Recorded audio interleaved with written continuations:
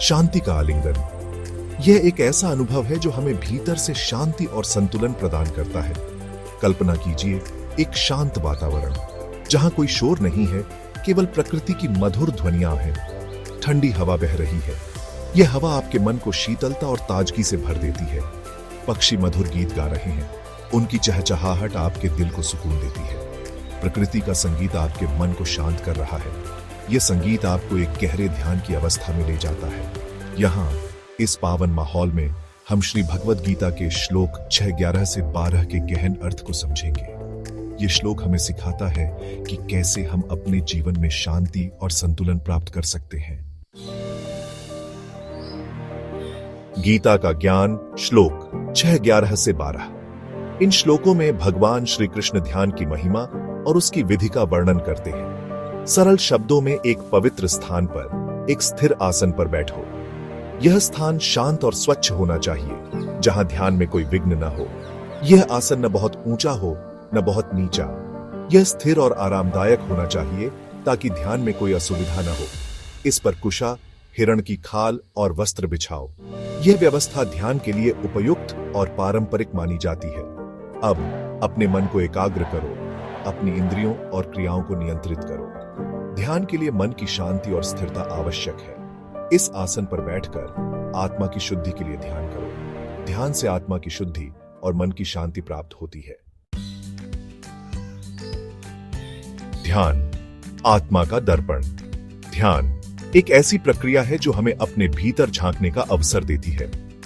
यह एक ऐसा साधन है जो हमें हमारे आंतरिक सत्य से जोड़ता है, हमारे मन की गहराइयों में छिपे हुए विचारों और भावनाओं को उजागर करता है। ध्यान के माध्यम से हम अपने अस्तित्व के वास्तविक स्वरूप को पहचान सकते हैं।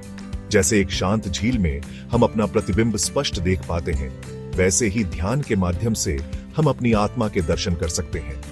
यह हमें हमारे भीतर की शांति और स्थिरता का अनुभव कराता है।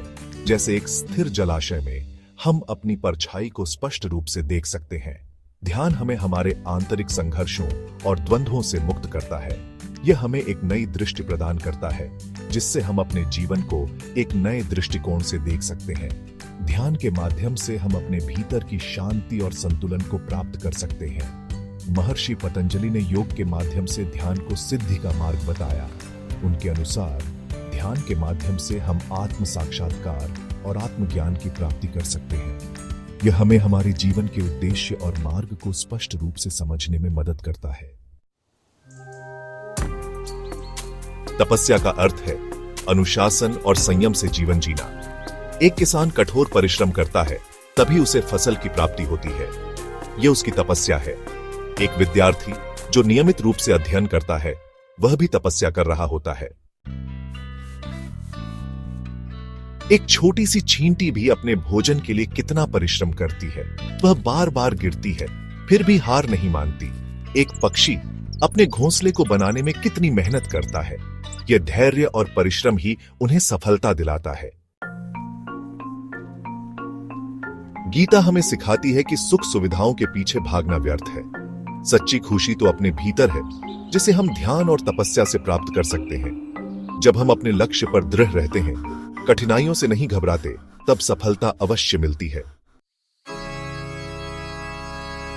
ध्यान और तपस्या का मार्ग कठिन हो सकता है, लेकिन यह हमें सच्ची शांति और आनंद की ओर ले जाता है।